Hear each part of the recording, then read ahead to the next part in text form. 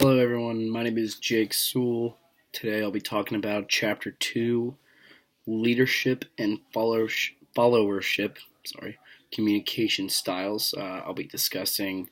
just the overall chapter, what I find most important, what I agree with the most, what did I disagree with the most, and what did you find interesting. Um, First, to kind of talk over the chapter,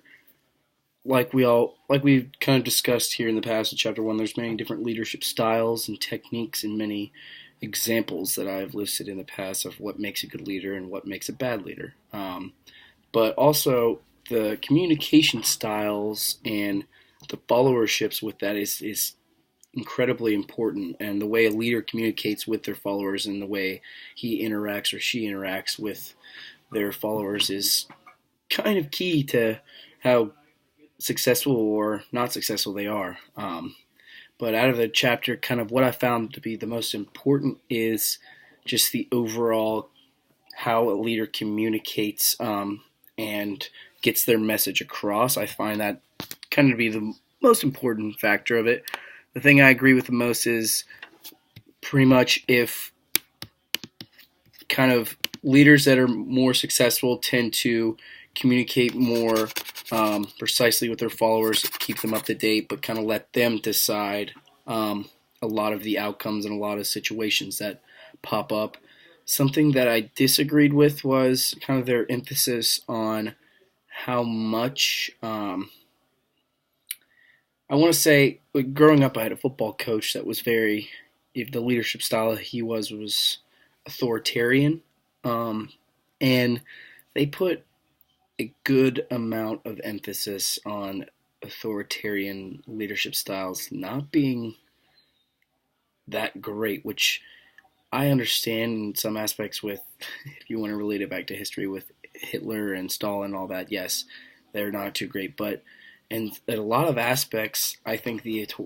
authoritarian style of leadership and communicating with their followers honestly is very, very effective. With football coaches, for example, I I like to talk about Bill Belichick. I think his style of coaching and leadership is very authoritarian, and I think he kind of embodies what I disagree with. And this is he is very successful in what he does, but he is a very strict and stern person and a very strict and stern coach who ultimately gets the job done and gets the job done almost every year, not this year, but and if you look back at some of his players and some of his people that have gone through, they all say how much of a great coach he is, how much of a great person he is,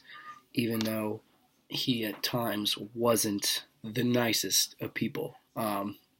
I kind of found that to be quite interesting because I myself found that same feeling towards some of my coaches, and I wasn't kind of